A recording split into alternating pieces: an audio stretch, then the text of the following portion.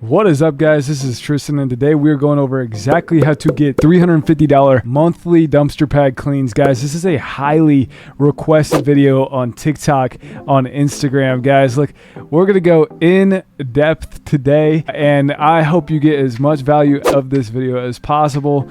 Guys, we're going to go over the math, why people need it, how to actually acquire these customers, and how to sustain these things, how to formulate contracts, okay? Guys, all I ask, if you can hit that subscribe button before we start, as I do not sell a dang thing. All right, so let's go over the math on 25 monthly dumpster pad cleans. So assuming that one monthly dumpster pad clean is $350 per month, one monthly dumpster pad throughout the year is $4,200.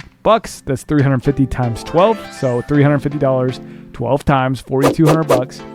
$4,200 times 25. So if we accumulate 25 of these, that's $105,000 of revenue for your business. That's a lot of money, guys. And I'm going to tell you right now that this is tangible for anyone. You don't have to have some type of degree. You don't have to have some type of doctorate.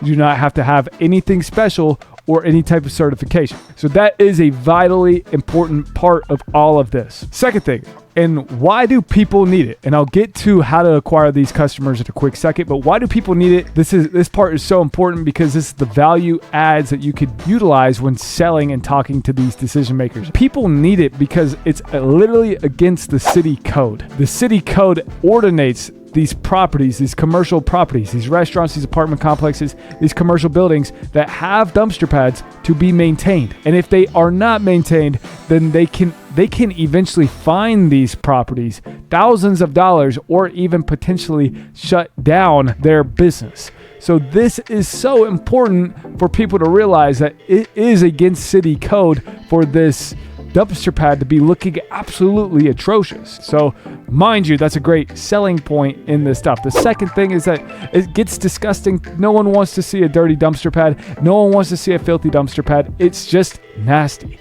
The third thing is customer retention. And when people walk into a restaurant, let's just say a restaurant, it is going to be perceived. It's the first impression of the restaurant. You can smell these dirty dumpster pads, by the way. When a dumpster pad is disgusting and it's smelling, it gives a first impression of that restaurant that, hey, this service is probably the same as that dumpster pad. When it's maintained, no one even thinks about it. And so more so, the negative outweighs the positive with a dirty dumpster pad. Recognize and pivot onto that negative when selling all of these value adds. And then the last thing is it's pure maintenance, guys. The employees appreciate it. They have it budgeted within their system at the very beginning of the year. This is at least what it has been occurred with me, is that they budget it for multiple or a multitude of locations that need their dumpster pad cleaned. When they have it budgeted, because a lot of these apartment complexes, a lot of these restaurants, a lot of these commercial properties are going to have this budgeted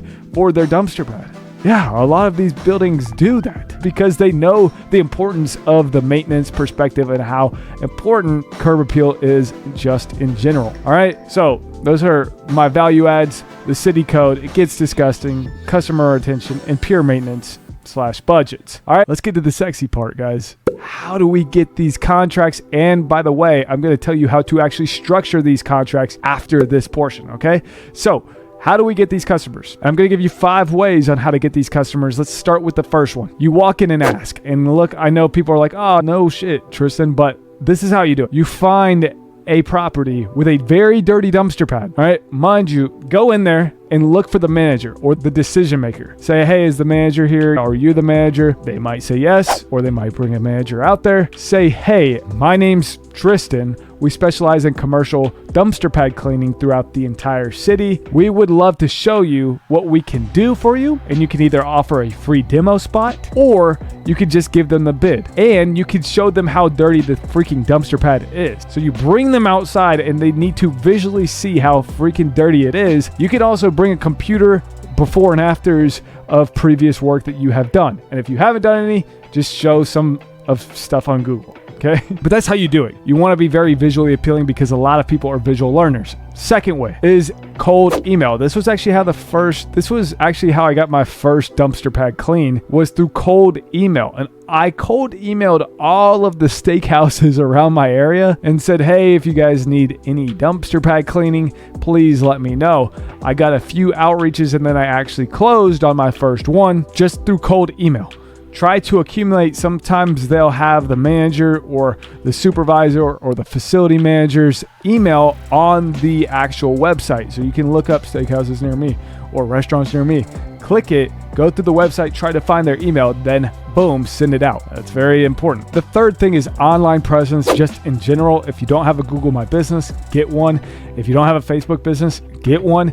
If you don't have a LinkedIn, get one. LinkedIn is very important because you can literally target facility managers that see your dumpster pad cleans or the projects that you've accumulated. Then they can recognize, oh, this guy knows how to do it. We need ours done. LinkedIn's a great tool for commercial properties. What other website can you actually see the occupation of a facility manager and then pounce on it? So LinkedIn is very important, guys. So your online presence today is 2023, guys. I gotta say it, but yes, online presence is very important on acquiring these dumpster pad cleans. The fourth one is BNI or networking meetings. So you'd be surprised by how many dang commercial clients that you can get through a BNI meeting. I will let you know there's like a yearly annual cost for a BNI meeting. So if you don't want to do that, totally up to you. But BNI is basically where you go into this meeting with a bunch of commercial accounts or people that are in like insurance, mortgage, all of these different, like this circle of stuff that you literally stand up, you say what you do,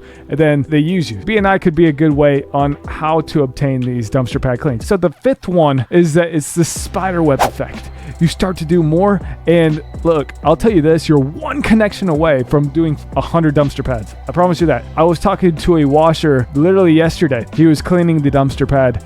He said he does 100 over across the south of the United States. He'll just go, boop, and he just does it. He works for this one big pharmacy, and he was saying, yeah, I just got on the property manager's good side, and then boom, he does 100 of them. But the word of mouth definitely has effect. If you do a great job, if you do great work, the word of mouth will definitely come to play, guys. So you have to recognize, as long as I do good work, this could potentially compound. All right, those are my 5 things. You walk in and ask, you email, you have your online presence, BNI, and then word of mouth. So how do we structure these contracts? Because look, I don't believe in verbal agreements, guys. I don't believe like, hey, yeah, we're good. We'll come in every month. I have to have it in writing. So how do I do that? Get a CRM, whether that's Jobber, Marquette, House Call Pro, whatever it is, but it has to be in writing. I want you to make them sign their signature at the very bottom of the quote. That's all you need. You need that signature. You need that signature from that property manager, from the decision maker, from the general manager, from the facility manager, whoever the decision maker is. They have to have that signature at the very bottom of it. In the description of the quote, you want to be able to say, hey, this is going to be a 12-month maintenance fee, monthly maintenance, $350 per pop, whatever, $4,200 throughout the year. They'll sign it at that very bottom, and they are obliged to continuously use you guys. If you do not have that in a written structure, they have the obligation, or they have that pathway to use some other vendor, and that's not what you want to do. You want them to have that in writing and have that in signature. That's super important, guys. I don't do business on handshake agreements, on verbal stuff. I don't do it. I don't like that. I don't think you should either. Look, last point, man, like I said, you're one contact away from truly changing your life. Dumpster pad cleaning. I know it's not sexy. It's a boring business, but guys, look, I'm telling you, there's some serious money. There are freaking people that are making some dough out there, and who says that you can't? Who says that you can't across the screen? Because you totally can with freaking dumpster pad cleaning. As crazy as that sounds, like we're dumpster diving, we're whatever we're doing, but we're cleaning dumpsters, and people make a good living off of just cleaning dumpster pads. Look, guys, if you got any type of value out of this, please smash that subscribe button, as it totally helps out a ton. Look, go and take a look at that next video, as I want to just post it and pushing you guys as much value as possible. Guys, I'm gonna get out of here. Peace.